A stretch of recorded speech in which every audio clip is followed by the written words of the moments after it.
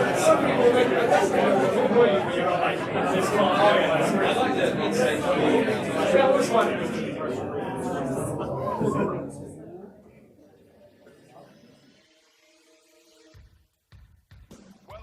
the AEPodcast, live! You meant to clap.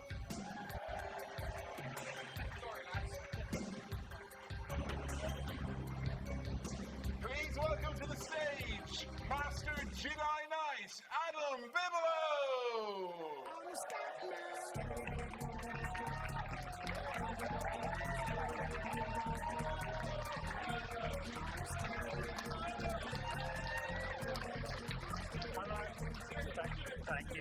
Thank you.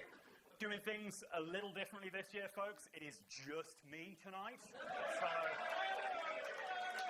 if anyone's seen my Twitch streams, I'm going to need a lot of help from you lot, because I draw a blank quite a lot. No, I'm only kidding. What would the AEPodcast be without one of my best friends in the whole wide world, the master of stuff, things, and shapes? Ladies and gentlemen, please give up Mr. Billy Keeble!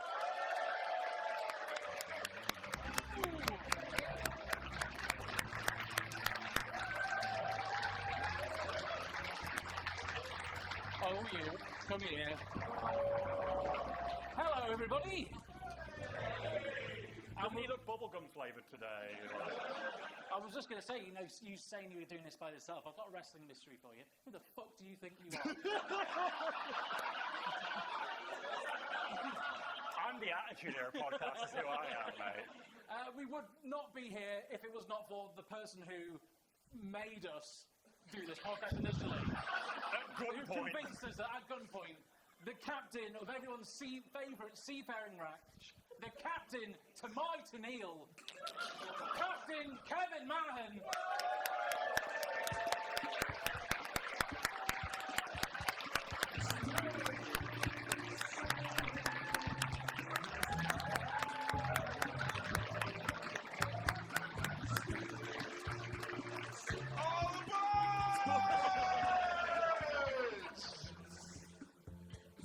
Here's the thing, yeah? Here's the thing.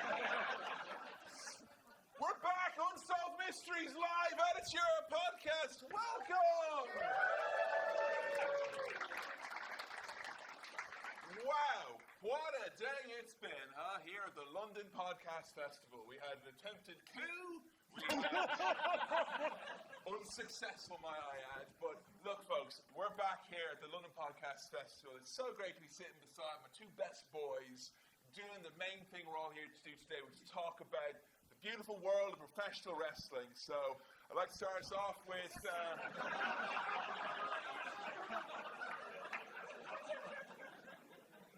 a reading from much of me in each of these. We didn't talk about this, just to be clear. This wasn't He's bringing this on us right now. Why would you want a coup from this? That's what I want to know. Look. I know sometimes, he's whipping out much of me in each of these. You think it's a bad time, bad vibes, not the right energy. Look, it's not. There's a lot of poems here. Paul Bosch had much of him in each of these, so we're going to start off right here today, folks. This poem is called Debt.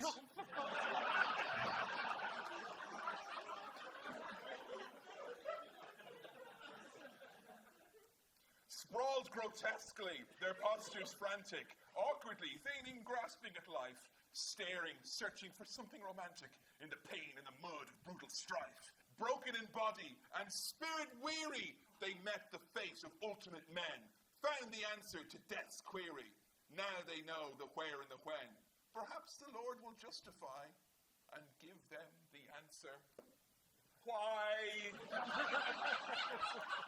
Thank you. You know what? That's one of the better ones, genuinely. That's one of the better ones, and it has that sort of Jeff Hardy slant of like, why, man? Why do we even do war in the first place, dude? Anti-Allied forces fans, step out of your trance. What do you think you're doing? That's enough. I know, I was just going to say, in the words of Ernie Ladd, I felt that, Adam, you don't often dig poetry, but would you say this is really poetry a man can enjoy, written by a real man? Yes, I would. If it ends this segment quicker, then yes, I would absolutely. It does. There we go. I'm very happy to be here with my boys here. We're talking about Unsolved Mysteries, of which there are a few in the world of wrestling. When did you guys first become aware that wrestling was a mysterious place full of unsolved bubbles. Oh man, as soon as I started watching, there's this guy that has a mask and they say his face is burnt. What's the deal with that, baby? The doctors don't. How about you, Billy? Did you ever come across a mystery earlier in your days I of was watching? like, why isn't Eugene being pushed? But it seems like in this day of modern information and technology, in spite of having all the answers at our fingertips, that mysteries abound in the world of wrestling. And wrestling's mysteries that seemed at one point to be solved remain unsolved in a new light. So today, we're going to go through, definitively, not every mystery in professional wrestling history, which I think is a pretty easy task to get through. And I want to say, obviously wrestling is a complicated subject. There is kayfabe and there is real life. So I think with a lot of these mysteries, we're going to be talking about the truth. And the truth! Yeah. Right? I think we'll start off with one that is got a rich history with the Attitude podcast. It was one of the first original mysteries and also the first time I ripped the Unsolved Mysteries theme for the podcast. I'm talking about King of the Ring, 1999.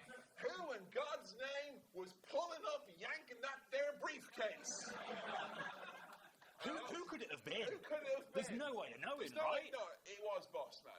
It literally was the big boss man. Does anyone know why we got to this point? Why Steve Austin was having something hung up in the first place? Oh, because he owned the WWF, obviously. It's the most natural storytelling you expect in wrestling. And he was in a match with Shane and Vince to see who was going to maintain ownership of the company. And then when he went to grab it up, they did an old switcheroo and they pulled it up, and then no one ever knew anything after that. Here's the thing, though, right?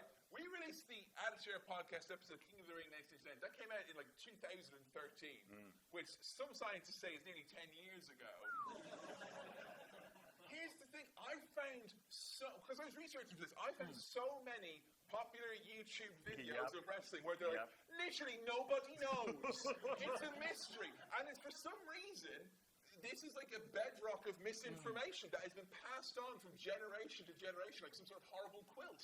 So we should say, to clarify, the reason why... You don't think your granddad's got a special quilt or something? No, it's just I've stayed at yours so many times, and now I'm worried that the quilt I've been sleeping under has got some sort of curse on it or something. It's fresh, baby. It's fresh. Yeah. Now, Absolutely. the way we know for a fact that that's the truth and what happened is the next night on Raw, all the baddies are celebrating because they won and they managed to stick it to Stone Cold Steve Austin. And everyone's thinking, who was it who raised the briefcase? Out comes Big Boss Man. They give him a hug. He says, I love you guys. And it's like, oh, okay, put two and two together. Because there was a stipulation that no one from the corporation was allowed to interfere. So he got kicked out of the corporation, did his little dirty work, and then he got welcomed back in again. And that is the exact reason why you can never have any subtlety in wrestling storytelling. Because if you try and make it even a little bit subtle, no one's going to understand it. That's the thing as well, and there was a kind of a special key that we had to crack this case, which was we fucking watched it. We watched it. That's all we had to do.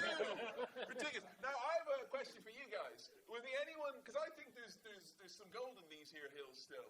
The old yank up the briefcase, or something at the top of the ladder and then it goes up, like, that for me, if you had a slide whistle, that's pure comedy right there. And I feel like it hasn't necessarily had its day yet. Is there anyone you'd like to see have the proverbial thing pulled up from over them? I reckon if you did it to Jeff Hardy, he wouldn't really notice. He'd be like, man, I thought I was there, dude. And he'd go up into the rung and oh man, it's so far away. Give me another ladder, man. The only one that comes to mind is someone who got given a belt purely to do a KFC promo, which is Zack Ryder. It was already a joke. Why not yank it up at WrestleMania? Why don't they take it away like Zack Ryder can't keep his precious KFC belt? I love that even though Mark Cardona's went off and spun up to his own fabulous things, Zack Ryder seems to exist in this like time loop in your head where he's continually being humiliated over and over again. 100%. It's good because what keeps the fire burning in here. I would like to see this happen to Shane McMahon. It's like, look, it's the succession plans. They're in the briefcase. Broke-ass Conor Roy motherfucker. No. He's been through enough. And my other pick would be Bret Hart, because at top of a ladder, Bret Hart, He would just climb down and walk out. So, case solved. And if you happen to see any YouTube videos where this is proclaimed to be a mystery, you go and say the Attitude Era podcast said, heck no. This Attitude Era This podcast. Attitude Era podcast. The openly The real Attitude Era podcast. To be clear. A fun fact about the other Attitude Era podcast, as a sick burn on us, they sent a video, well, they didn't send it because they blocked us, but they put out a video where Devon Dudley's like, you're listening to the Attitude Era podcast, the real Attitude Era podcast. Tune in to the Attitude Era podcast. And, like, I'm just going to put that at the start of our podcast. That's it. Yeah. Thank you. Very kind of you, Devon. They didn't think it through. I mean, I think that's a mystery done and dusted, solved. Easy. You can put that on the Robert stack as far as I'm concerned. It's done. For fuck's sake. He was the host of Unsolved Yeah. Mysteries. It's not as popular here as you might think. I told you it was a good brand for the show. This lad's been churning out Unsolved Mysteries and your podcast sponsor. I don't think you've ever seen it. Nope, never watched a single episode. Thank you for your service. You're welcome. Right, let's move on. We've got another mystery to have. Yeah, next up, we're going to talk about everyone's favourite recent mystery. The mystery of what was inside of Shane McMahon's secret lockbox. Oh. Now, if you remember, folks, on the build to WrestleMania 22, around February 2016, Shane McMahon made his long-awaited return to the world of wrestling, and he said to his daddy Vince, I want to be in charge of Raw, and you're going to let me be in charge of Raw, because I've got this box. And I know you don't want the world to see what's in this box. And I've heard about your box. Vince was obviously so scared by it, he was like, well, I've got no choice but to put you in a match with The Undertaker now. There's a stipulation. You have to do really shit MMA.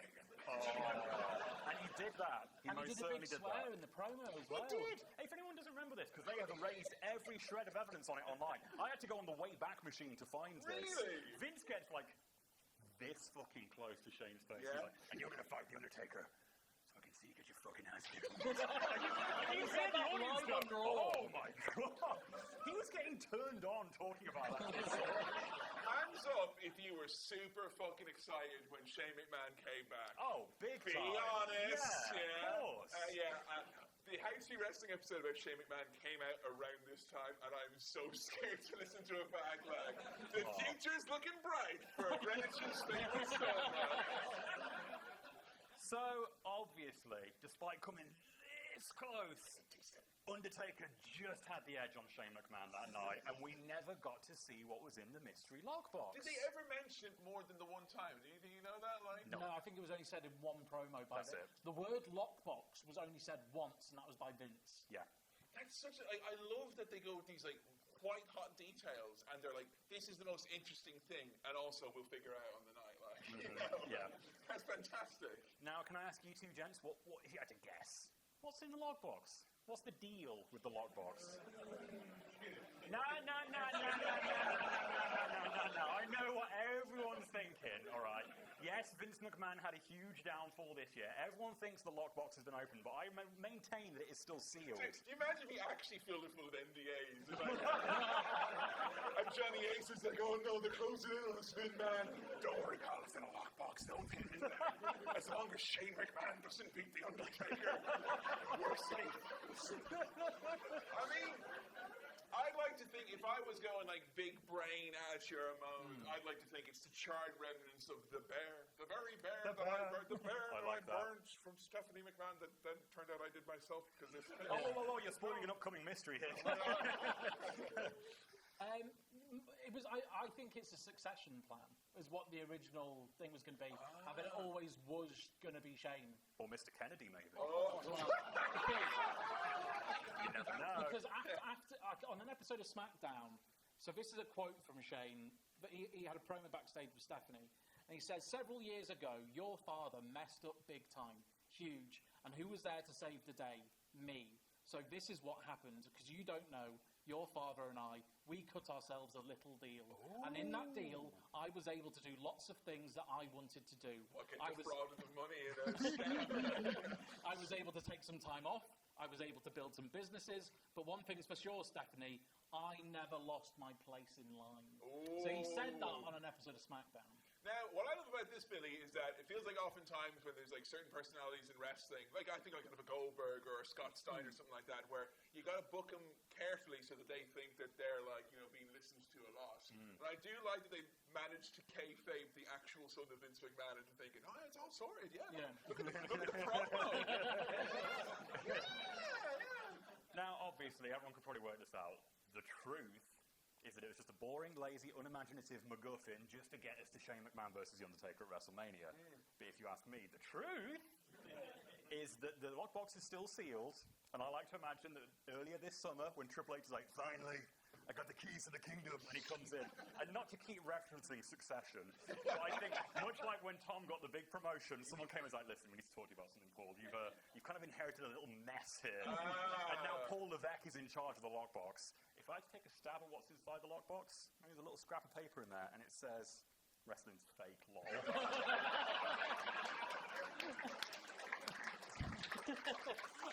I also found a quote from Meltzer in regard to this, where he said that it wasn't even supposed to be a lockbox. Vince simply forgot his lines and ad-libbed the word lockbox.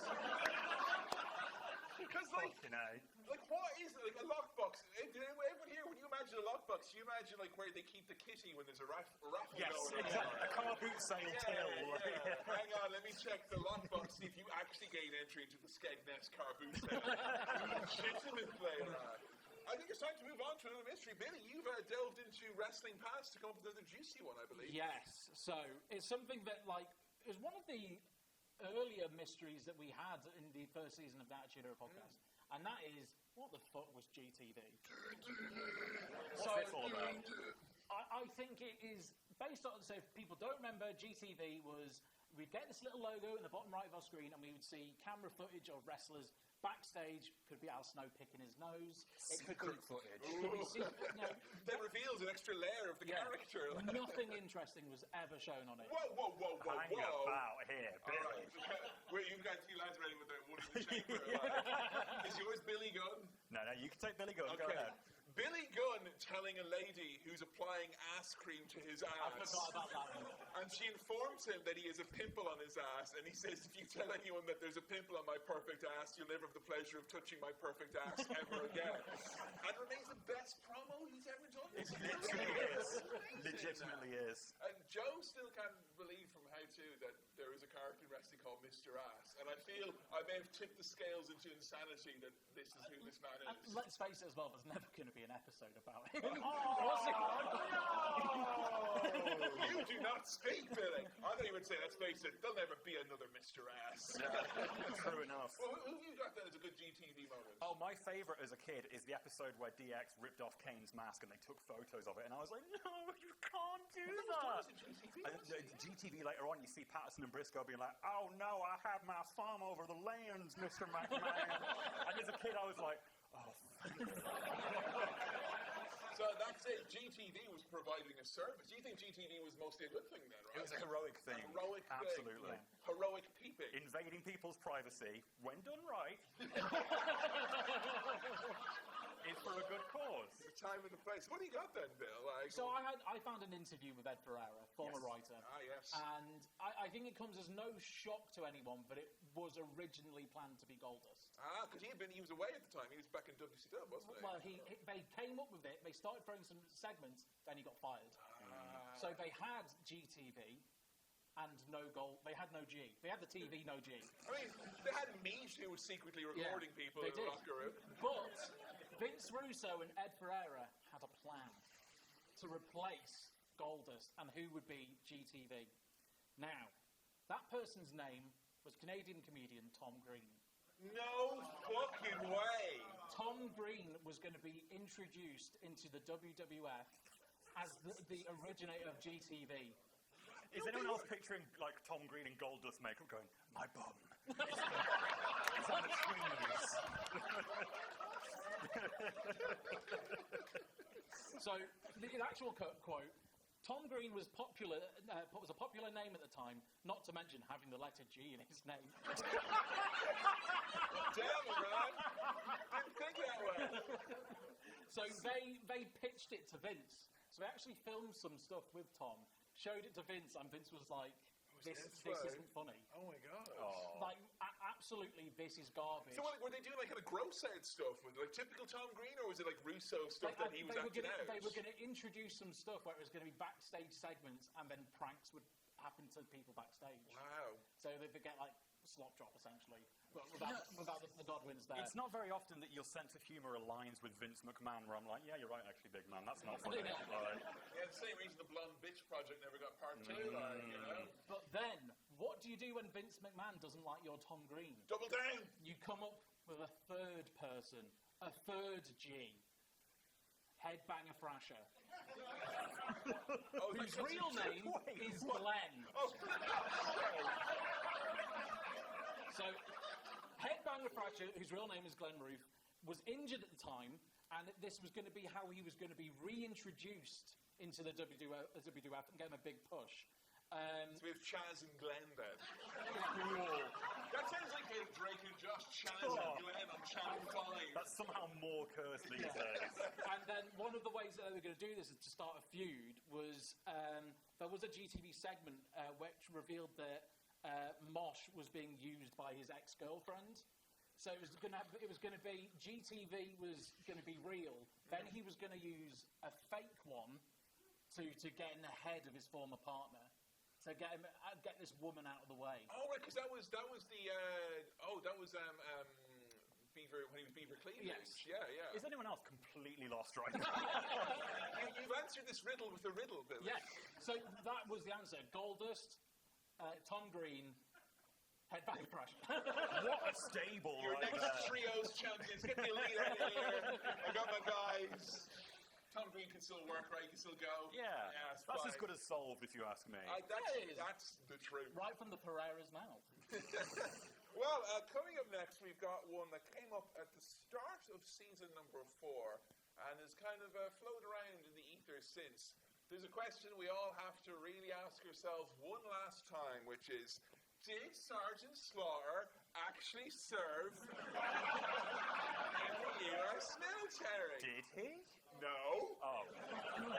Absolutely not. And here's the thing, right? If you didn't know the whole story, this guy used to come out to the Marines him, who had a career in AWA and on and off in WWF all throughout his career in the 90s and as an on-screen character into the 2000s. The premise was that this guy was a Marine. And any time he's been interviewed, past and present, he has talked about being a Marine. Yep. There have been freedom of information requests. He is absolutely not a Marine.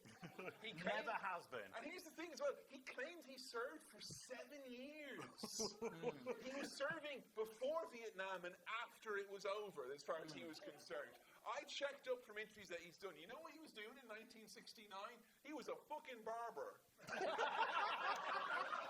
Oh, so was he an army barber? Was he like a Bildo tree? No, not even. He wasn't even the builder. The bulldozer outranks actual Sergeant Slaughter. Think about that for a second. Do you remember, Billy, there was a lad that me and you knew that always talked about being in the military and what it was Military like. Military care, but we found out he worked in a fucking corner shop on a military base. Thank you for your service. So I did a little bit more digging because in 2019 he actually did an interview where he was asked like up front about all of his service, and he fucking doubled down, lads. Wow. But when you're dealing with a hard-hitting interviewer, Sam Roberts, He asked the tough questions. whose media contributions are being that he looked like he dipped the bottom of his face into a bucket of shit before he puts it on his front foot. But that man Biz sucks. I'm sorry. But like he asked him like point blank all these like interactive, all these interesting questions, layers about his service. Questions like, "Hey, did you ever have to take part in a ritual beating when you were in the Marines?" And he was like, "Oh yeah. I didn't want to. And he was asked, "Why? What was it about? Like, what was the ritual beating about?" And he was like, "Some guy had stuck Twinkies onto the base." Oh, they don't like that in the army. He stuck Twinkies to the base. No, he snuck Twinkies. I thought you said stuck it like he put them on a wall. No, it's basically the plot of Full Metal Jacket is what I'm saying, Billy. And like he was then kind of asked about like what was it like for him, because a lot of people who served in Vietnam had PTSD. Oh, God. Oh, here we fucking go. And this is where it's like, I don't care what your opinions in the military or PTSD is a I fucking swear to horrible God, thing, he right? just says there's a bunch of pussies, man. Oh, no. I mean, I'm not going to say it's worse, but it's somehow equivalently awful. No. He said that, yeah, they kind of forgot about us a little bit when we came back. And he said it was kind of okay because them forgetting about us meant that he didn't really reflect on it that much. And it's very easy to forget about something when you didn't actually do it. So right? wait, the government forgetting about the veterans meant that he also forgot that he served. But get this, and Sam Roberts is like, I can't believe that, man. That's unbelievable. He's like, well, there's this thing, though, that we have with the WWE called Tribute to the Troops. Always working. This is 2019, keep in mind. And he goes, the great thing about Tribute to the Troops is that when they did it, it was a way for me to work out that aggression. Now, he's like, listen, I think he's been like 1, maybe 2 Tribute to the Troops. What's he doing over there? And he said that he lost close personal friends when he served. Oh, my God. And, around the time the episode came out, there had been some stuff in, like, kind of the Marine Corps, like, internal newspaper about it, so we kind of quoted from that. But since then, that's when that Sam Roberts interview had happened. Not Vince, but the WWE were actually contacted to make a statement about it. And they said, when he is talking with the hat and the glasses on, he's the fictional They character. fucking Hulk Hogan did. Yeah. If Sergeant Slaughter said all that, even though he was using like his shoot name throughout, and it was definitely a shoot interview. So basically, when he's lying, it's Sergeant Slaughter. Yeah. And when he's telling the truth, he's the other guy, like. But, mystery solved. I think maybe, if you claim that you served for 7 or so years in an active line of duty, maybe we should ship him out before it's too late, like, Is there still time? Now, it's easy for us to sit here and accuse Sergeant Slaughter of stealing valor and being a liar, and that's what he is. I'm going to say it right into the camera now. You're a fucking liar, Sergeant Slaughter. You fucking lied about all of it. Oh, have you got your special big plate to load up on valor? Now that's an order. It's easy for us to sit here and poke fun, but Kevin, I want to turn to you and say, can you show us your captain's license right now? I don't want to turn on a friend right now, but anyone here in the ranch? Any ranch members here tonight? Yeah! Let me hear your ranch horns. Good as a license as far as I'm concerned. Fucking dead to me. You're Also, dead to me. as well, international waters, I can say whatever I want. And you just uninvited yourself from my illegal monkey fighting, sir. Damn it. Coming to you live, ranch, pay-per-view, and all good outlets. The first match is me versus an orangutan. Oh, Billy, no. Billy, you're going over, brother. It's not 2 monkeys fighting, it's men fighting monkeys. Oh, my goodness. Right, we're going to move on now, but I don't think. Our next mystery, this will come as no surprise to anyone, but this one is very near and dear to my heart. We're going to talk about the mystery of Imposter Kane. There he is. Which one's which, right? I'm seeing double here. Whoa! Now, I'll say at the top of the hour here, Imposter Kane is going to be a very big part of our upcoming season 5, so we can't get in depth on this now, otherwise we're going to be spoiling our dinner, basically. But we can go over it in some broad strokes right now. In the summer of 2006, Glenn Kane, right there, Barry's best Kane. that is we've not got. We don't have time for this debate. The next year's live show is going to be just that debate. Like, we're going to have podiums and everything. Look, we can all agree any Kane that's just not Glenn Jacobs is best Yes, Kane. 100%. Yeah. Glenn Kane here suddenly found himself being plagued by a mysterious imposter, someone dressed up as his former self, and he was being plagued by the sound of the words May 19th constantly. You're never going to believe what May 19th was. They spent weeks and weeks and weeks building up. May 19th? What's May 19th? And this was in 2006? It was, yeah. It's 2006. Yeah. It's the day See No Evil came out, Kane's shit movie. Oh, and also his parents died on that day as well, I guess. Was that the day his parents died, the day that Katie died? I can't remember. No, it was the day that the funeral parlour Right, fire okay, happened. I see. No big deal. big But deal. he found himself being plagued by this guy, and constantly the imposter kept getting one up on Kane. He kept leaving him like laid out on his back, culminating in them having a match on pay-per-view in which fake Kane went over and beat Glenn Kane. And then you're not going to believe it, folks. The next night on Raw, Kane was like, "No, I'm sick of this." Beat him up, took his mask off, and just threw him away. And you never saw him ever again. And did he say something like, "Oh, he's a guy from my past who like pretended to be me, and we won't be seeing him anymore"? Yeah, it was something like, "If you think I'm sick, wait till you find out who this guy is. It's going to be the greatest reveal in all of wrestling, folks. Stay tuned." Now, the obvious thing here, the elephant in the room. Big elephant, big This room. photo doesn't do it justice. When, and I hate to spoil it for you here, folks, but Luke Gallows, Oh! when he was hired, aka Festus for you, Billy, he was brought in to play fake Kane, and they put him in the fucking dirtiest pound shop wig you've ever seen. It was the official Kane merchandise. The big frizzy hair, and he was just like 2 inches shorter, a little bit smaller in general. Immediately people were laughing at it. It wasn't taken seriously for a single second. I cannot wait to watch them review that match. Oh, baby, I'm going to go through it in excruciating You'll be taking us through that one. Absolutely, I will. That's the thing, though. Just replace the wig. Don't throw away the fucking angle. Eventually, they did. They replaced it with a better quality wig, and they covered it in like conditioner to make it look like actual real hair and everything. But at that point, apparently, there was no convincing Vince. He was already done on it. He was like, "No, I can't get past that hair, pal." And the match at Vengeance that they had on pay-per-view, no one gave a shit. People were going to the toilet throughout the match and everything. It just fell on its fucking face. No one cared. Now, allegedly, according to Luke Gallows himself, this was going to be more of a long-term thing. Apparently, Glenn Kane here was thinking of winding down. He'd had enough and he wanted to take a little break from wrestling. Get into politics. And the long-term story was going to pan out. That's not Kane. Turns out that's Kane, and he fucking locked him up and put him in a bin for like 20 years. And now he's back. Because I'd always heard as well that Gallows was always pegged in OVW as being a potential third brother of destruction. Yeah. Which is not our only alleged third brother of destruction here tonight. But that could have worked.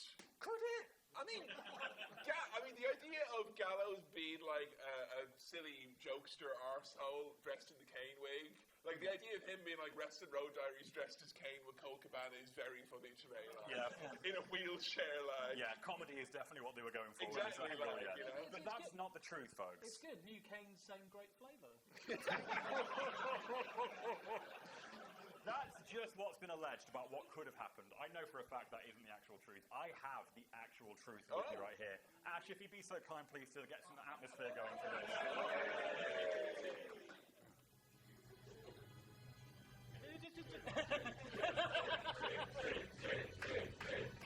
Take it fucking seriously! It's alright, I know this. But it didn't fool anyone. The whole world could tell that wasn't the real Glenn. People laughed. All those years, all those chemicals, there was no getting around it. This attempt at dismantling the legacy of Kane was a complete... Oi, oi, oi, oi! Pay attention! Right, for a start off as well, look at this. His cock is smaller than mine, so... It doesn't matter what's in there. Okay. There was no getting around it. This attempt at dismantling the legacy of Kane was a complete failure. Grim frowned. Okay, maybe it is, actually, yeah, it seems legit. He sighed and soothed his frustrations with another fistful of Doritos. It's the trademark. Is the TM now? No, Cheapet doesn't do that. Okay. Doritos 3D, to be exact. They've been discontinued the year before. That's actually true. So that's really good research on Chia's part there. They've been discontinued the year before, and finding them was proving more and more difficult by the day. He made a mental note to call the 7-Eleven distribution center next time they were in Texas. All the same, no amount of Doritos would rid him of the miserable taste of failure. This new Kane was simply put an obvious fake. Too short when stood next to the real Glenn. Too skinny to look like a legitimate threat. The hair, whilst magnificent and full of life, was more akin to a poodle than a WWE superstar. Still, he consoled himself. While it may be an imperfect specimen, it was a hell of an achievement to have cloned a human being in the first place. Whoa! That's the truth right there. Yeah. You better believe it. And I have to admire the restraint of the author, Chiapetta, there, that he didn't go into the three-act structure in there about the guy who worked in the Doritos factory. I that was really bad. saw high skimmed school over. football career was like. I skimmed over a lot there. There was plenty of that in there. Chia-Pet can't help himself. Plenty of juice there, yeah. So that's not solved. I don't know what it is. I think that's like, as solved as right? solved can be. Thank Like, you. put it in the stack. Billy, you've got a classic for us now. This is a classic. A classic. The higher power. I swear to God, this is like the greatest moment of my childhood. I'd never been as thrilled in my life. Shit childhood. Literally running around. Don't come at me with your sour grapes because you got into wrestling too late. Run around the house like it's an episode of Reboot. So excited. This was great. And there's nothing you can tell me that will be better than the actual truth, which is not underwhelming. It made sense. It doesn't make sense. All right. But it's wildly entertaining. It's compelling television. Vince being revealed to be the higher power. It makes no fucking sense, though. All the things that lead up to it, the kidnapping of Stephanie, orchestrating the Ministry of Darkness and fighting the Ministry of Darkness for a long fucking time. Half a year. Having your daughter strapped to a crucifix to be married into a black wedding. You've not been involved in a feud with Stone Cold. You haven't got what it takes, clearly, obviously. Having Ken Shamrock break the legs of Edge and Christian. That was a little overboard, wasn't it? There was no need for that. That's a Ken issue. That's different. Only for it to be revealed, it's me, Austin. That's that, and It's me, Austin. So cavalier. it's me, Austin. You're not going to believe it, Austin. Even my family, But them as well, yeah. the mystery is, what were the other plans? Because this was not obviously the original idea. No. Well, I found an interview with Bruce Pritchard. Reliable source of A information. reliable source of information. He couldn't even but tell you what he had for dinner. based on how shit this is, I think this is legit. Okay. I think we landed on Vince just out of not having anybody strong enough to put in that position. Bring it back to that worked and what people were comfortable with and what they knew. Was that the right decision? I think we'll be left up to debate for everyone else to debate. I think it was an opportunity to introduce someone new and something different. There was no plan. There were people who were like spitballed and pitched. There was rumblings. If you're going to throw Christopher Daniels at me, Yeah? Christopher Daniels said, I was never close to signing with WWE at that time. He didn't hear that rumour for the first time until 2010. But apparently, like, I think it was like someone knew there was a guy who had like a fallen angel gimmick or whatever. But that's the thing, is like all the names that are out there, it's not as if someone was told, hey, you're going to be the higher power, we're ready to roll. It was just like spitballing in the writer's room, basically. Yeah. So it wasn't the case that the thing they had didn't pan out, is they had no thing, so they It's had Vince. fucking It's Vince. Vince. Now, Pritchard was asked, in hindsight, what would you have liked to have done? Hindsight being 2020, if it had been a little later, good Lord, the Big Show would have been awesome in that. Now that's the bigger power, not the bigger power. Just because it would have been new and it would have been a cool way to bring him in. Yeah, it's the higher power. Yeah. So that's Pritchard's amazing idea. How 20-odd years later... Imagine a big-ass show. robe, like, the size of it, like, Jesus. I mean, He only wanted a bit of fun. particularly, like, 1999, Big Nasty Bastard Paul White, who's, like, really nervous and not all Yeah. there yet. Him, like, imagine him just lifting the hood off. You know what catch on his nose, his 100%. eyes. Oh, my God. He That would couldn't be... have said it's me, Austin, either, because Austin, what the fuck are you? Like, there would have had to be... What would have been Big Show's phrase for the reveal? What would he be to say? Well, I love the idea as well of like him being the higher power and Undertaker having to be like on one knee to the Big Show, being like, Now, I think everyone gets very hard on this and says, like, this is possibly the worst and stupidest outcome you could have for this angle, but there is one worse way of doing this, I think. Just change the grammar ever so slightly from a comma to a colon instead. Instead of, it's me, Austin, have the hood come off. It's me, Austin. I'm the higher power. It doesn't make any sense. I hate myself altogether. This guy, every time I try and find him, he's there in the mirror, but then I can't get him afterwards. I don't deserve this. My only other fun fact I have about the higher power is that the most low-energy Eric Bischoff ever on Nitro, this is like, summer 99, like, the wheels are off the wagon. Like, he's literally, like, come off a boat fishing in Wyoming. He's like, the higher power, well, I can't say what it is, but it's, yeah. And, like, everyone is just like, all right, moving on, like, So, it's time, I think, to move on to another mystery, and this is one which was given a resolution, but does have recently new details have come out about it, talking about the one and only anonymous Raw General Manager. Hey! Everyone had one of those laptops back in the day, didn't they? Remember those, boys and girls? I'd love it if that's how Cole introduced it every week. Raw General. What's wrong with this guy? The first thing I wanted to ask, because I think you would have been watching, because this is when The Rock came back, and I know you dipped your toes into WrestleMania. We saw this. Did you have any inclination who you thought it was, or who you would have liked it to have been at the time? I didn't know the roster well enough at that point to have even made a guess on that. Michael Cole. Yeah. It's got to be Michael. That's the only logical explanation, right? Yeah, I mean, Cole was apparently considered for it, and around the same time as well, they were considering him to be a coach on season 2 of NXT. Like linking up with Alex Riley, the idea is that Cole would have this like perfect rookie to battle Daniel Bryan later on down the road. But the actual reveal that came many years, they brought it back to actually kind of just. They answered this question on air. Yeah, they gave us an answer, and it wasn't good enough. It was Hornswoggle. That was the answer, and literally, it's like Jerry Lawler's like, Hornswoggle, you've been making life miserable for us. Well, I gotta spank you like a child. Whoa. Yes, mate. Everybody at the London Podcast Festival, I've just received word from the anonymous Raw General Manager. Says here, all these guesses are wrong. You'll never work out who I am, never in a million years. Much love, brother HH. So, I don't know what to make of that. Can't make heads and tails of that, like.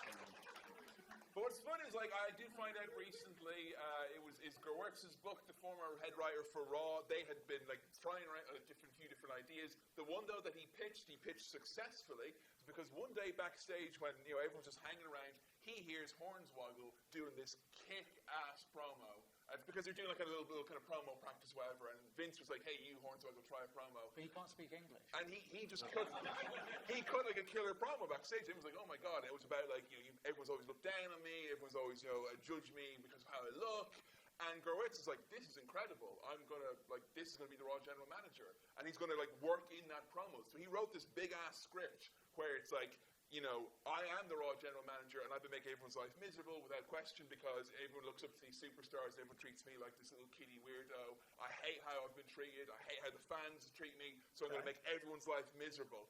And everyone was on board with this until some idiot in the writers' room decides, how about if he did it in a strong New Jersey accent, though? And then they had to tell Hornswoggle on the day with his big, he never done more than a ha and a huh when it was a promo. He threw this big script, and like, can you do it in an accent that's not yours naturally? And he did a rehearsal before they went live, and everyone was like, sorry, it's too shit. So they dropped it. And they just had him do that instead and fight Jerry Lawler on the I love that they dropped it. It was like, it'd still be Hornswoggle, though. Yeah. Just make it classic but like, Hornswoggle not fun or good or anything like that. So I That thought could have been really entertaining. Yeah, because he's definitely got like a promo in him and all that. Absolutely. And anytime I've seen Hornswoggle do a shoot interview, I'm always surprised. He's very eloquent, at the vim and vigor and the hate in his heart.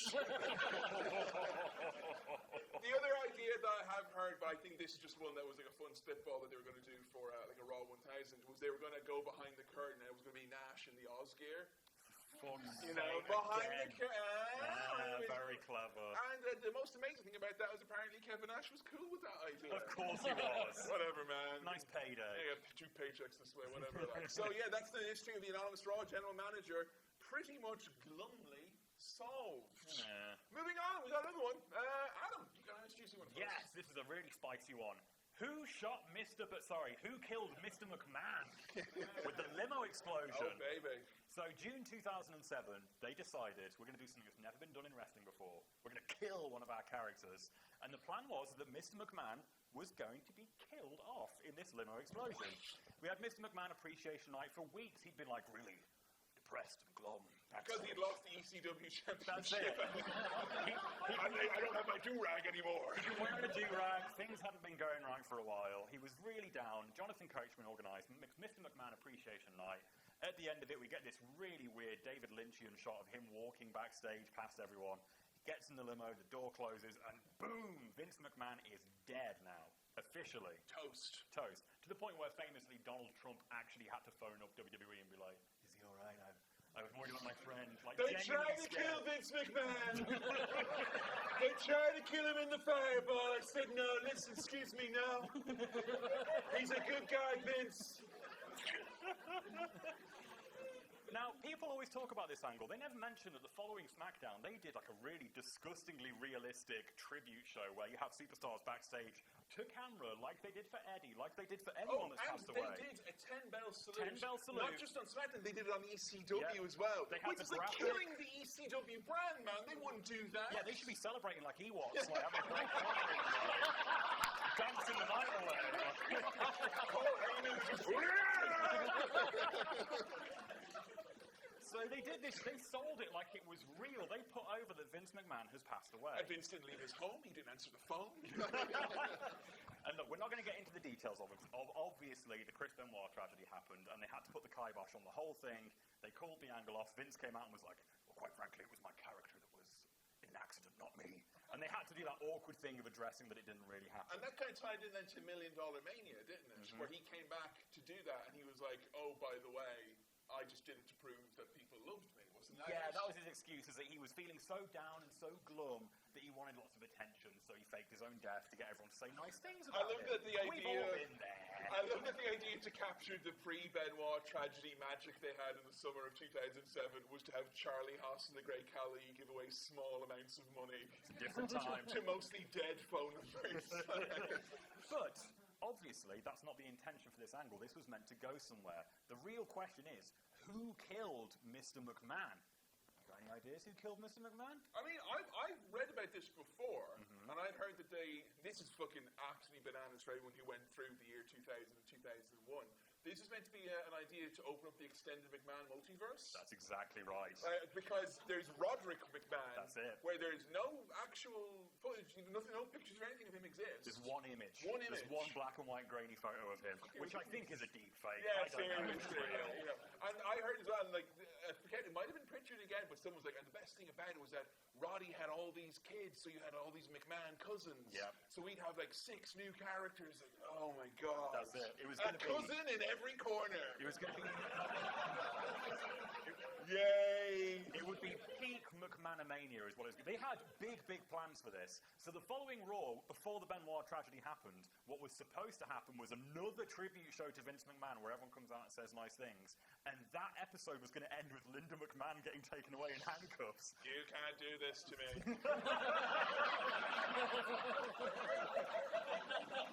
And then Roddy McMahon steps in, and he's like the anti-Vince. He's really nice and really What is generous. that based on? We have one picture of the guy, and he worked in the steel industry.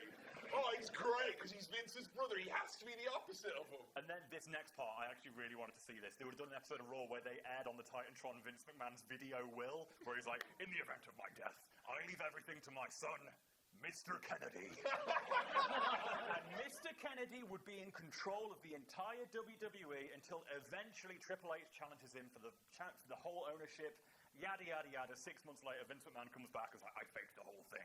That was always the end game, is that Vince was going to be like, surprise! We got to the end. I think it's funny because I reckon, Bill, that Ken Kennedy could have controlled the WWE in kayfabe and still gotten fired. You say about him controlling the WWE, does he control his narrative? Because he would fit right in there. Well, I hate to be the bearer of bad news, but the tour has been cancelled. Oh. Ticket holders will be refunded. One day. Tattoos will be lasered over. And the Red Room's been shut down! But you can catch Braun Strowman and all the other great WWE superstars on the flagship SmackDown. So it's okay. So we have one here from Billy. This is obscure. We got the 1-2 punch of Billy right here. I specifically asked for this one. No one's going to know who this is. Does the name Haid Vanson mean anything to anybody? No, you're lying. So it was 2008, I want to say. Sorry, we have to look and just check. There Oh he is. yeah, right. Him, yeah. That's On on a, the bar earlier. on a random episode of SmackDown, they aired this promo. It's a fairly shit promo, just him talking about being the darkness, and he's going to, It's very Mordecai-esque. very Yeah. Mordecai. Yeah. And it doesn't specify who he's going to come after, but he's going to come after somebody. And He was talking about like immortal powers and stuff, so Yeah. you could pretty much figure out it was Taker. Right? And I remember seeing this when I was a teenager, and then going, cool, let's run with this. Never again. Oh. You got Kazari's. One promo on SmackDown, never seen again. And there's been like no information online about who this guy is, other than his name's Haid Vanson. I've called him Vance Hayden on the podcast 3 different times. There was a point I was attempting to edit that, and I was like, no one's gonna fucking. That's a good test of your podcasting skills, though, if you can Yeah. swap those around. But I did find what was going to happen here. And I tell you now, Oh, this is good. this story involves Freddie Prinze Jr. and mutants. Sincerely. Okay, so, and this is all directly from Haid himself. So at the time, there were talks of going on about WWE setting up offices in the UK, and they wanted to sign a bunch of British guys like Sheamus, Oh, really? Really? Drew McIntyre, Wade Barrett were all the same tryout as me, but I'm the only Brit who got signed the first time they saw me. So he got... Yeah, and you got fired the second time they saw you. So he gets hired. So at this time, Freddie Prinze Jr. is a writer for some reason, if people didn't know that. Freddie Prinze Jr. post-acting, I know what you did last summer and all that, I've just become a writer for the WWE. Post-Scooby-Doo. Post-Scooby-Doo. Now, this story was written by Freddie Prinze Jr. This is his story. They were going to put me in a big storyline with The Undertaker. I was going to lead a gang of X-Men-style mutants. The best kind. Every week, I would send one of these guys after The Undertaker.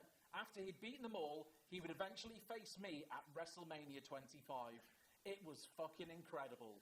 Freddie It was incredible. I was going to have a staple that he was going to squash every one of them. It would have been so good. It's going to be the core all over again. Freddie was really excited about the idea. He'd cleared it with Stephanie McMahon, and she loved it as well. Did she? So what happened? Vince looked at him and said, he's short. The end. 5'11", wasn't it? Yeah. That's it. I tried to find out more about him. The only thing I could find was an interview about him and his time when he was over training in Florida. And he said, I was 26, and being British definitely helped with the ladies. If you know what I mean. We've all seen Love Actually, right? It felt like I was out all the time, every single night. It was like being back at university. All right? Good for him. Good for him. Healthy appetite. So yeah, he was approached one day before Christmas. Then they told me they were putting the storyline on hold. I went home for Christmas, and within a week I'd been let go. They fired me. Nobody ever gave me a reason why I'd been released, but there is one story that keeps doing the rounds, and I don't know if this is true or not. Is Vince McMahon saw me backstage and thought I was just too small to be hanging with The Undertaker. There's a different variant on that. The other variant is that Triple H saw him and he said, he looks like the guy who does my grass. Oh. Which is like, oh no.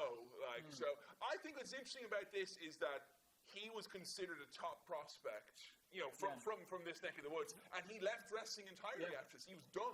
From reports, he was considered at that time one of the best British wrestlers. Really? Yeah, in the UK, he was held in quite a high regard. Yeah, the crown jewel of the FWA. Just think We couldn't get Alex Shane over the pond, guys, There's an alternate universe somewhere where you went and saw Undertaker versus Haid Vanson I at know. WrestleMania 25. And I stopped watching wrestling. I'm done. No podcast, and you're all in some big-ass queue.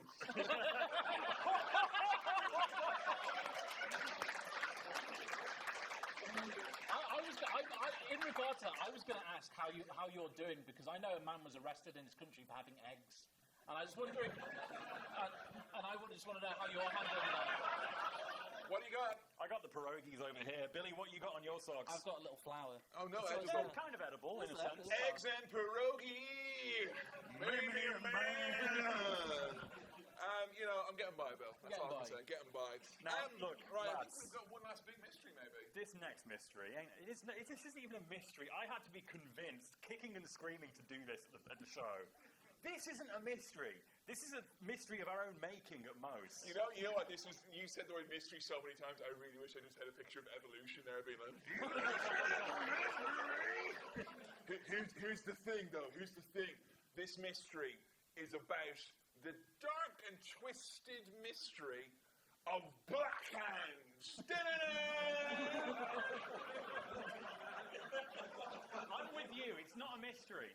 Throughout the history of professional wrestling, many men have donned the black hand or glove, covering here.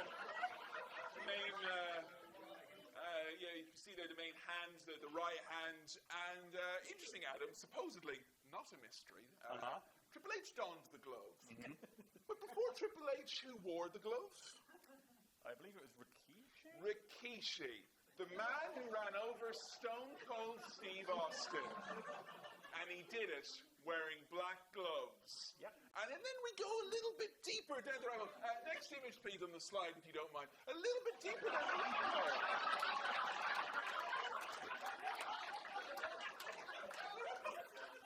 I may have egg on my socks, but you, sir, have egg on your face. Because, like the Diamond Cutter, we never saw it coming.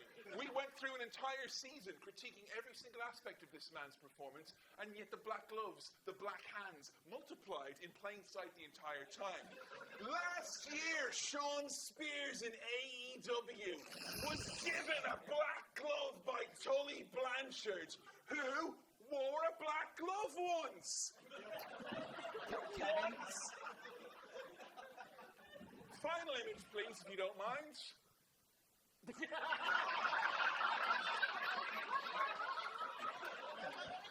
How deep down the rabbit hole do you guys want to go?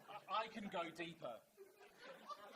The Black Hand, otherwise known as the Unification or Death, popularly known as the Black Hand, was a secret military society formed in 1901 by officers in the army of the Kingdom of Serbia. It gained a reputation. It gained a reputation for its alleged involvement in the assassination of Archduke Franz Ferdinand in Sarajevo of 1914, and for the early assassination of the Serbian royal couple in 1903 under the aegis of Captain Dragutin Dimitrovic. That is 100% shoot. Okay. Franz Ferdinand just got run down. And I think if we could get that next picture up there, if you think that this can't happen to you, I know one Topher Grace who thought that his hands would be pretty much not black, but look at him now. And now, earlier I thought that I'd be able to work a more convincing way to bring this up, but I just thought I would use this opportunity to say, how the fuck did I lose by one vote in boys' picks, though? Seriously. That's more of a mystery than this, for Isn't sure. it, though, right? Yeah. Because here's the thing, right? Hands up if you voted in boys' picks. Okay, right. Put your hands down and keep them up if you voted for Kevin. Oh, that's it. Okay, sorry. Look at this guy! Look at this guy! Look at this! It's ridiculous! Hands up those who voted for Kevin. Okay, now hands up who voted for Billy. Anyone vote for me? What the fuck is this? Oh, what are you doing? I told you not to! Alright, hey, hands up if you voted twice. Be on it. There we fucking go. There we look at you're not even meant to! Right, next boys' picks. I'm saying this. You have to put a thing saying if you are part of the Attitude Podcast, you have to tick a box so you're not allowed to vote. Okay. And one vote, one person. And I'm not going to lie to you, Adam, I'm feeling a little bit defeated about this whole boys' pick scenario. All right. And you've come to me and you've given me the gift of Jid in my life. Okay. I'm saying to you now that with your pick for next boys' picks being Blade Trinity, if you would solidify it by touching Jids with me right now, What the? No, not And maybe we start the mega powers, Bow! 2 on 1, Billy. You're going down. You're fucked, mate. You're fucking screwed. And that will be coming Fuck in it, I'm going to do Lockdown 2008. You like cage matches? We're only doing cage matches. We're doing TNA, which everyone wants us to do, and it's all cage matches. Fuck your Ryan Reynolds. Well, that's what we're doing then, I guess. And look, that'll be coming in approximately 4 or 5 years. We're way off, guys. We need to calm down. And also, all during that time, if you get worried, where's Boys Picks? Just ask yourself, can these two coexist? It's fine. Look, I think we've just enough time for one last mystery. That I think Can we at least do this one here? Okay. Because I know people have been asking You're about right. this for Okay, a long you're time. right. Excuse me. Ash- Quick fire around a little bit. We got to get through this. Ash, can you skip to the double J image, please, here? Because I need to address this, Oh, especially this is very important. especially because we're filming this. We don't have time. We don't have time. It was Leo Kruger. People have been wanting to know for a very long time. There was a moment in the early years of the podcast, and in the early years we said some shit. And there was something that I said that was so bad that we had to cut it out of the Do you remember episode. the episode was King of the Ring, was it? Maybe King of the Ring night. Yeah, It was Like early. episode 3 or 4. Yeah. And everyone always wants to know, Adam, what did you actually say about Double J? So, we're going to clear the air now.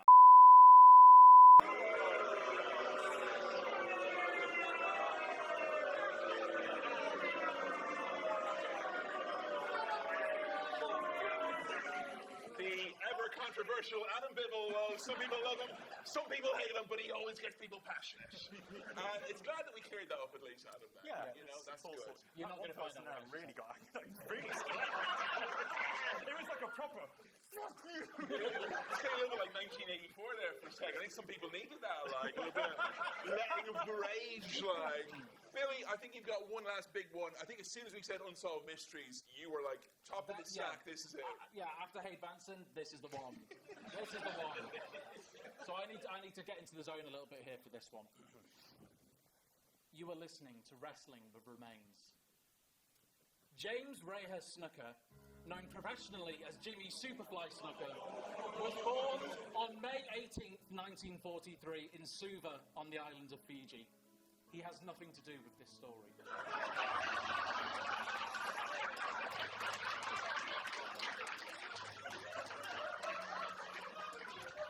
Monday Night Raw, July 4th, 2016. It's Independence Day in the US of A, and many wrestlers gather backstage to enjoy a meal. What these wrestlers don't know is that they will soon be part of some of the most disgusting violence ever committed to film, as well as becoming part of the greatest wrestling mystery to date. Dear listeners, I do not even think I can describe the events of what occurred on this day without the London Podcast Festival being permanently cancelled. But I can show you. No, this would never happen on Canada Day. Oh. Who pied Kevin Owens? How can we find out?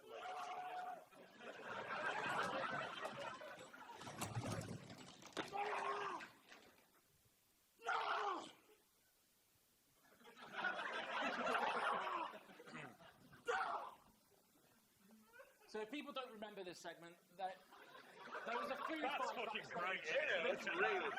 That's how you work a fucking pie. There was a food fight backstage. At the start of it, Kevin Owens hides under a table, manages to survive completely. He survived. Adam, you saw the battlefield. Yeah, the He body bags. survived it.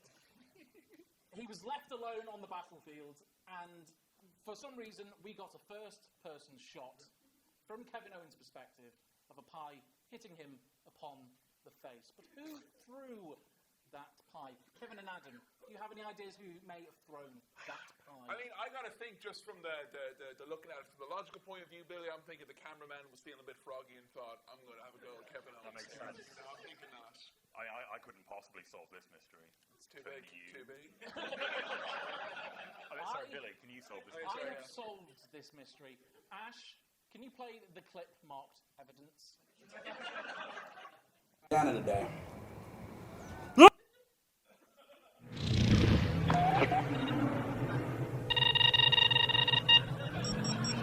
The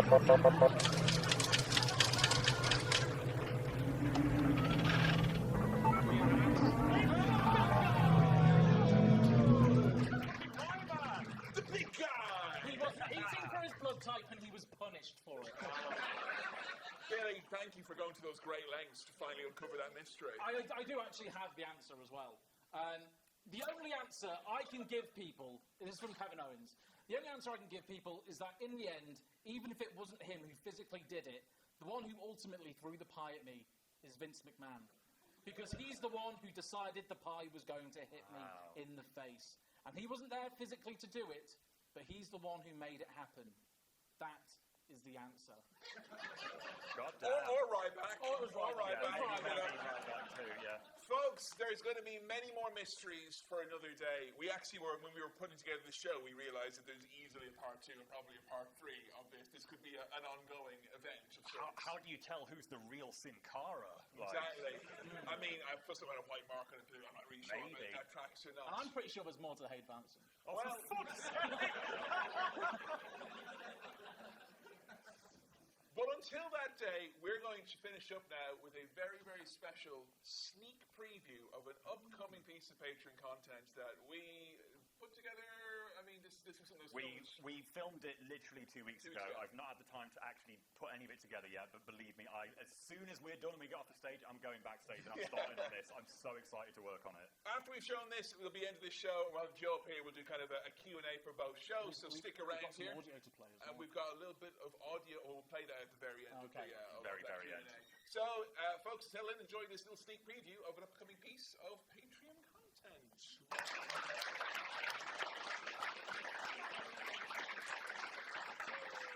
Well, folks, thank you all for coming out for the AEPodcast live. Until next time, it's a goodbye from me, Kevin. Me, Adam. And me, DNA. And we'll see you next time on the AEPodcast.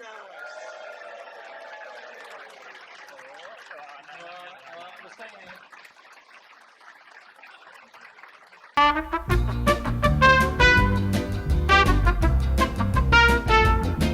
Make that 4, mate. Thank you. Right, the questions really have been set on a high standard.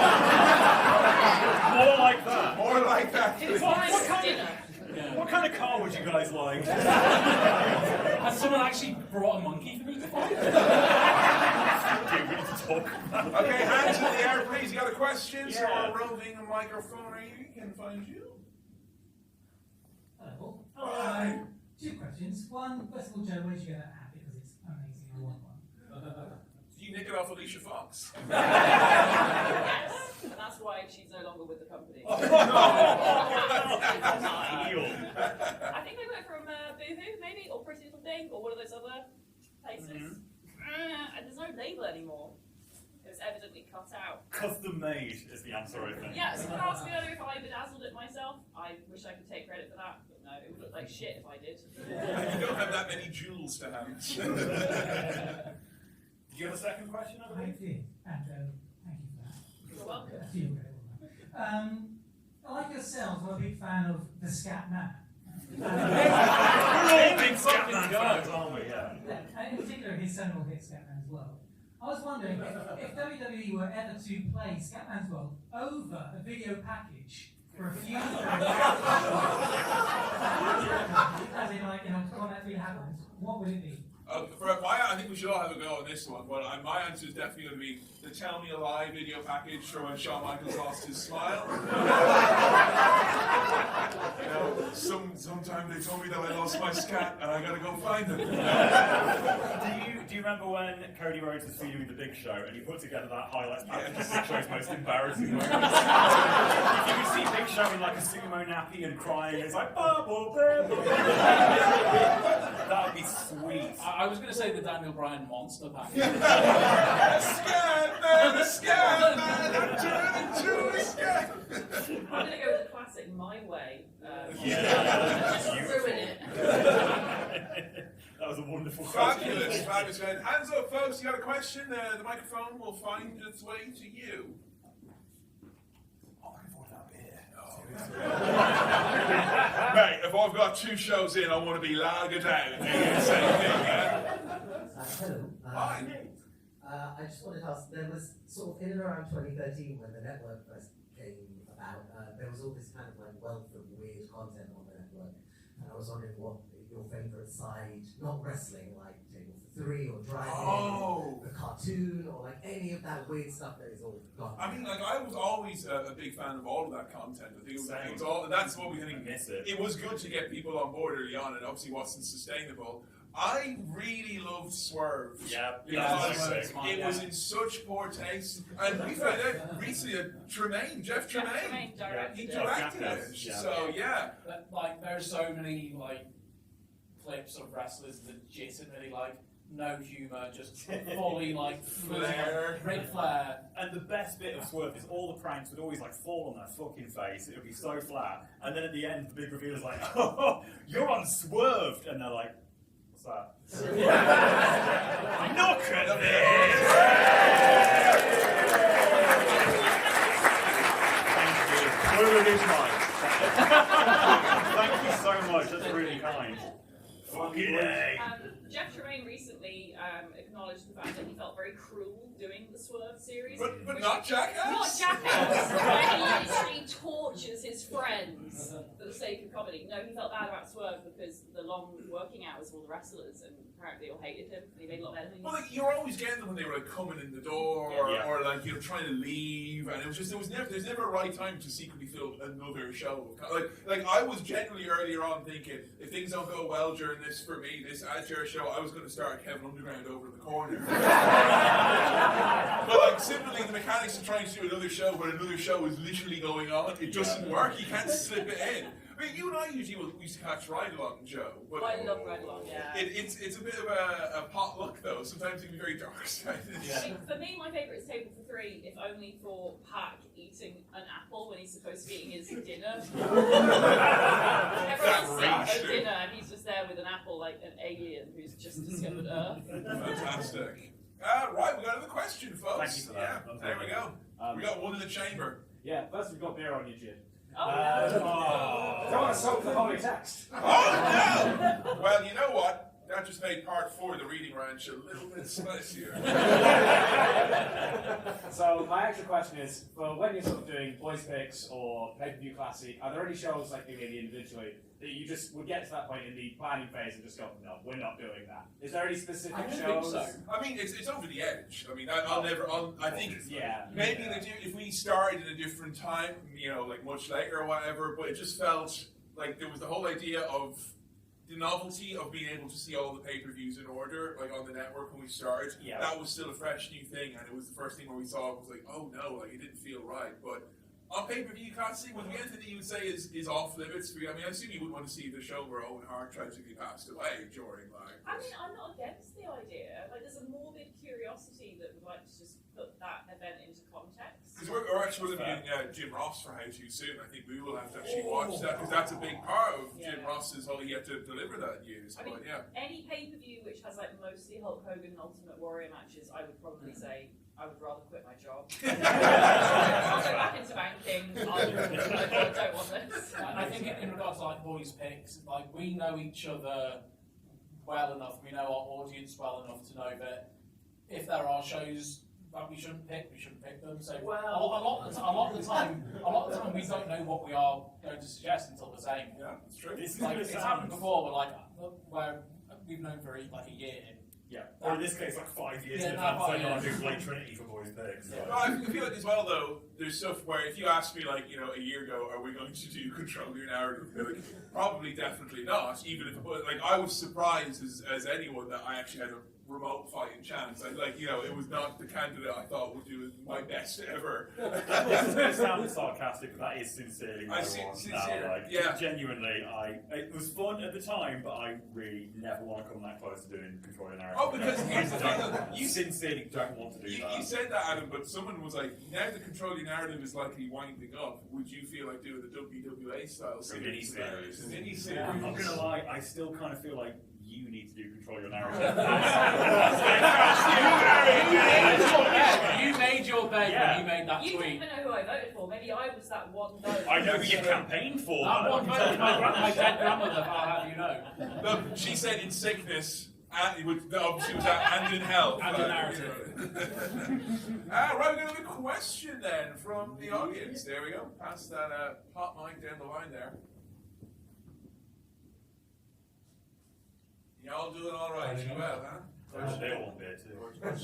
As fellow fans of great cinema, what is your guys' favourite WWE original movie? What's the least terrible WWE movie? I mean, you very, very early in our relationship, before like I was too scared to ask Joe, do you want to watch like wrestling or anything like that? I had no ideals of that at all. You saw the Scooby-Doo. I watched it without you. Yeah, you watched that on your own, so yeah. Yeah, it was actually kind of before I even knew you were a wrestling fan. I vaguely knew you did a podcast about wrestling, and then me and my friends were like, let's watch this terrible movie. And I was like, John Cena is a wrestler, apparently. I was like, literally my first impression of pro wrestling was that movie. Yeah, I think we have threatened that we're going to do like we're going to call it during starts, but a See No Evil or something like that. But no, I mean honestly, there's a reason we haven't done as many commentary tracks recently, because a lot of the WWE movies are fucking slogs. They really are. And we can't get as good as an atmosphere as that Scooby-Doo one. We literally recorded the Scooby-Doo one. All three of us lying on our fronts on a double bed. Just in a hotel in Bristol. The old grandparents from Willy Wonka.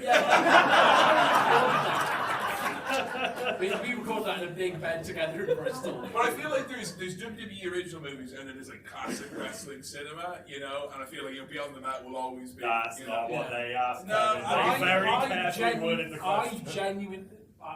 Is it 23 rounds? Yeah, that's 12 rounds. 12 rounds. Yeah. I genuinely love That's a good movie. I've seen that. That's actually on me and Joe's watch list on Disney The Plus. Randy Orton sequel is also good. I haven't seen the Dean Ambrose prequel. Look, I think with all WWE Studios films, you know what you're getting into. It's going to be a bit of shit, straight to DVD kind of affair. And with that in mind, I think The Marine is a good bit of fun. If you want to see John Cena running for 90 minutes, then you can't go wrong with The Marine. I don't sorry me to spoil the man's book. There's a great bit in Gerwitz's book where him and John Cena sit down to watch the first rough cut of The Marine. And they're like really excited because there's a lot of footage, and then they've cut the movie, and so when you're an actor, it's like kind of seeing it for the first time. Yeah. And him and Brian Gerwitz sit down to watch it, and they sat in complete silence for the entire movie. And then I'm pretty sure John just got up and said something like, "Well, this ain't it." And like,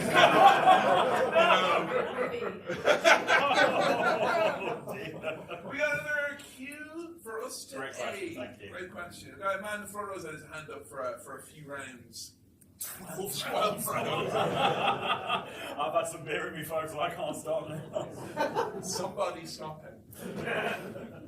Hey guys, just want to say firstly from the fans, I think, thank you so much for everything you did over lockdown. It probably helps us more than it helps you guys. Sincerely, that was for our benefit more than anything. I think it gave us purpose. Very Yeah. selfish, actually. So, my question was actually, how did that work, and was the vibe different recording online, and technically how did it fit together? Did you have to... It was definitely an adjustment, like, yeah. Huge adjustment. It was very hard at first. Those first few recordings we did over Skype, I was really fucking ropey. Like, it was very difficult. Like, we didn't even really, I think we may have tried one three-way Skype call and realised, like, the rapport does not translate. It does not work. One-on-one is okay. Like, it was the Well, that's best it, of our because I've been doing it with Sam on Cinema Swirl for You a were used year to at that point, so yeah. I knew that we could do it and not something to be lost. I mean, like, and when we did It's Raw, I mean, that was, Jesus Christ, that was difficult to do remotely. You two on one end and me on the other. And we had a headphone splitter, the laptop perched up on 10 copies of Jid, so because a big thing for us that we have to like see each other, like. Yes. So it was definitely an adjustment, but like I haven't went back and listened to a lot of those episodes yet. Oh, I have. And like, but that's the thing is, I wonder if I would go back and go, oh, that was definitely record the distance or whatever. I will say I'm quite proud of there are some, and look folks, slightly behind the curtain here, the really difficult part of it is obviously record both ends. With the edit. And then you put them together in the edit and line them up. Yeah. And there's a bit of a gap between every other little bit. So we had to go manually and trim down every single back and forth bit. Yeah, more of a handmade podcast. It took 5 times as long to edit a podcast. But because we did that, when you go back and listen to a lot of those, I feel like a lot of the time you can't really tell that it was a different atmosphere or a different vibe. I never had one person say to me, "Oh, this like," or even comment anywhere going, "Oh, this is unlistenable or different or bad or anything like that." You know. This is exclusive for all you lot. I don't think I've ever actually talked about this publicly. I don't even know if I told you this. This might be something I'm reviewing for the first time ever. There is one episode during the pandemic era, and I'm not sure which one. I kind of don't want to tell you, so you have to try and see if you can find it yourselves.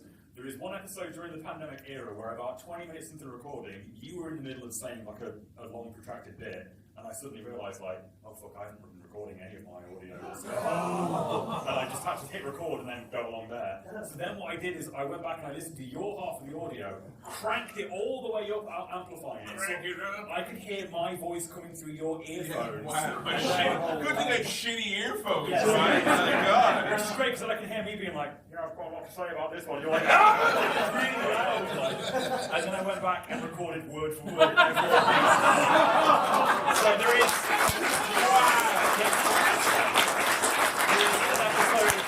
I didn't think so. Because don't you remember there was when we very first started, that we had a few episodes where like the microphone that we'd gotten from Affluence for 20 quid, he was like, well, you've been podcasting long enough, boop, and it would just stop. And there was 2 or 3 times where I was like, am I going to try and re-record this bit and pretend that it's the same? Yeah. And it was like, every time I tried it, I was like, no. And I was much younger back then and much more confident in myself. So I'm like, I would have tried that for a million years.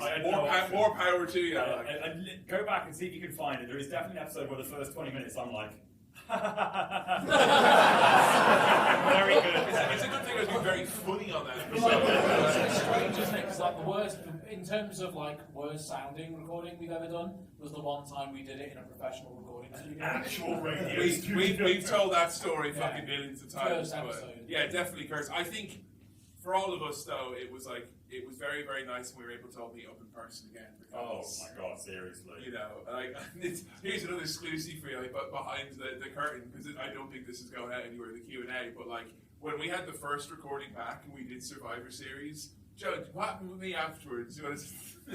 What, remind me? I burst into tears when the guys left because I was full on overwhelmed because you forget, and I think we've kept going. It's been 3 years since we were here. You can't tell yourself the pandemic. That was 6 months. In Manchester, we were 12 months lockdown, uninterrupted, non-stop. So like seeing people was overwhelming. We were all like quite concerned about it as well. So even when there was like, well, maybe we could see each other now, I was still like, I don't know if I'm ready. It wasn't like, oh no, Bret Hart's never going to get his job. It was just like, I was I physically not seeing my friends. That's it. And goddamn, I'm happy that we are, touch wood, we're able to come back a little bit, So that was tough on the AE end of things, but I mean, luckily for you guys, by virtue of living together, I think the how-to, like, you probably, if anything, managed to get more work done than usual, I would imagine. I'm honestly, I'm so proud of those last two years worth of episodes from How To. I think they're the ones I've enjoyed the most doing with you. Yeah.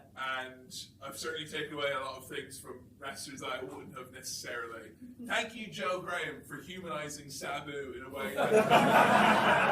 He's 22, just like me! But like, was there anything like with you, like kind of with pandemic recording? Because I think like for us, I guess it was a little bit like, hey, we wake up and we have no way to kind of break, I guess, get away from it and stuff. Yeah, I think the hardest part for me was taking a break from wrestling because you watch so much of it for fun, and I don't really. And the pandemic, I'm with you on such that. a fake fan joke. But the pandemic quality, like Jesus Christ! Did anyone see the one where there was like the zombie tie-in? Oh my god, I forgot about that! We used to do Skype calls with Adam during the pandemic at the start, and he was literally like, "No, I refuse to socialize tonight."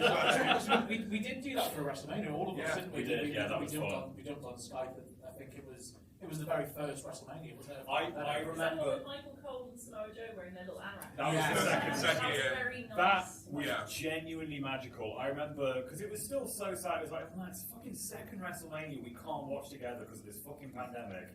And I'm like, I'm not that excited about this show anyway. I don't really know if I'm. But then it goes wrong! And then a thunderstorm happened, and the first 40 minutes is just them scrambling. I remember just hearing all three of your voices through the laptop. All of us were in stitches, like pointing and laughing, like, you fucked up, look at you weren't afraid. It was genuinely like we were watching history being made. It brought us together in a very necessary way. Absolutely. Yeah, we certainly didn't feel like we were just like together on Skype. No, not at all. It felt like we were on the same. My hand reaching out into your Right, another question there. I think we've time for maybe one or two more. Just while we're getting a microphone, I can't believe you exposed the podcasting as fake.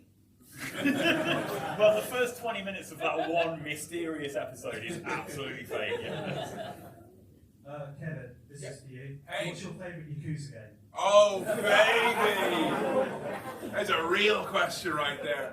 Is it whatever the one that's in the feature of Kenny Omega's? I mean, I'm jazzed, man. I'm very jazzed.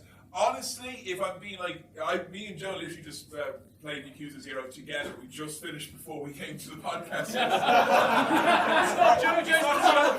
Come on now. People think you hate Japan now at this rate. Genuinely, just in terms of story and everything, it's Yakuza 3, because I always like the kind of little softer side. Yakuza, it's got a good heart as a series. And I love seeing people rage online in 2008, being like, you have to go and look after orphans on the beach. I'm like, yes, please. Yeah. But if I'm going to say the most fun I've ever had in Yakuza, it's Yakuza 5, the section where you play as the teenage girl, where instead of fighting baddies, you have to do dance contests. And it's an expose of the really dark worlds of idols in Japan. That is as perfect as gaming gets, folks. Right, maybe another question, not about Yakuza, to end us off. Or JoJo's Bizarre Adventure. Oh, no, you can have it. We're not fucking doing this. You'll get that from me. Thank you. Kevin, this is for you. Do you still miss War Underground? I mean, Shane McMahon's a free man now, right? Tell them what you did on 2K.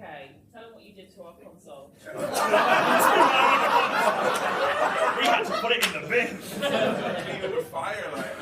So on our universe mode, there are two shows. Joe has a show that's called Heat, which has got lots of fire imagery. And It's basically the NWO show. pretty much, it is. Bret Hart for some reason. And I made Raw Underground. So I've got all the heavy hitters. I got Omos, Commander Aziz, all of NXT UK, because genuinely I think Raw Underground did more for UK wrestlers than NXT UK did somehow. I don't know about you, Joe, but I remember during that period, because it was pandemic, we couldn't see each other, I had no way of physically being in the same room. Yeah, I I had did no way feel of like doing I- this and going, you're right. Yeah, I did feel like I did need to reach out to Joe at one point. Is he all right? Is he all right? So for me, it was like, is he all right? And more He's importantly, recording are on you a all train right? now. What's he doing recording on a train? I mean, genuinely part of it was the fact that it was like, hey, there's a little side hustle gig or whatever, and you have to go to fucking York on the train. It's the middle of the pandemic. Like, honestly, that made us feel somehow talking about Viking Raider Eric taking on someone in Raw Underground. It was more normal than being on a train on my own in a pandemic. You told us in advance that I'm going to record it on a train, and I remember how excited you were at the prospect of the possibility of you going through a tunnel and being recording Raw Underground.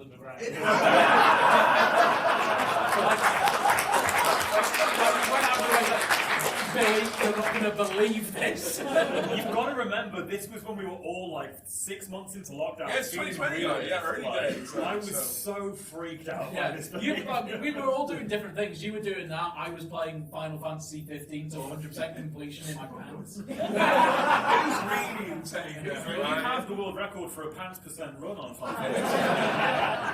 Well, look, folks, we're getting flashed here now. Our time is up. We're going to go maybe head over to the kind of podcast lounge zone if you want to get some pictures and say hi or anything like that. If you want to touch Jid, I'll have it Be a challenge, touch, Jid. So head to the podcast lounge, and one last time from myself, everyone here, thank you so much, guys, for coming.